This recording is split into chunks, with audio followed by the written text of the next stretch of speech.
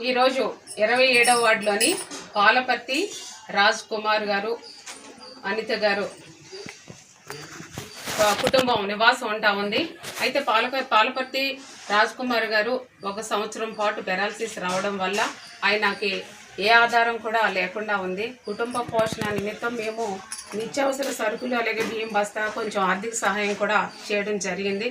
ఎందుకంటే వాళ్ళ కుటుంబం ఆర్థికంగా బాగోలేదు, వాళ్ళ కుటుంబ పోషణ సరిగా లేదని చెప్పి మరి ఈరోజు ఉప్పే పండు గారు కృపానాథ్ గారు నా దృష్టికి తీసుకురావడం, మరి వాళ్ళని వెంటనే నేను స్పందించి వాళ్ళకి నిత్యావసర సరుకులు అందించడం జరిగింది. ఆర్థిక సహాయం కూడా చేయడం జరిగింది.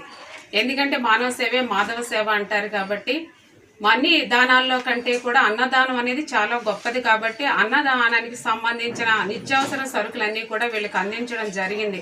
ఎందుకంటే ప్రార్థించే పెదవుల కన్నా సాయం చేసే చేతులు మిన్న అంటారు కాబట్టి ప్రతి ఒక్కరు కూడా స్వచ్ఛంద సంస్థలు కానీ లేకపోతే ఎవరైనా సరే ముందుకు వచ్చి ఎవరైతే ఆర్థికంగా ఇబ్బంది పడుతున్నారో వాళ్ళ ఆకలి తీర్చడానికి ముందుకు రావాల్సిన అవసరం ఉందని కూడా ఈ సందర్భంగా తెలియజేసుకుంటున్నాను. కాబట్టి చాలామంది మధ్యతరగతిలో నివసిస్తూ ఉన్నారు, వాళ్ళందరూ కూడా చాలా బాధలు పడుతూ ఉన్నారు తిండి లేక. అలాంటి వాళ్ళు కూడా ముందుకు వచ్చి చెప్తే తప్పనిసరిగా వాళ్ళకి మేము సహాయ సహకారాలు అందిస్తాము. ఎందుకంటే అడగందే అమ్మాయినా అన్నం పెట్టదంటారు కాబట్టి మీరు అడిగితేనే మాకు తెలిసేది. కాబట్టి ఆ దృష్టితోనే ఈరోజు 27వ వార్డులో ఉంటున్న ఇన్ఛార్జ్ గారు అలాగే ప్రెసిడెంట్ గారు ఇద్దరు కూడా నాకు చెప్పడం జరిగింది, నా దృష్టికి తీసుకురావడం.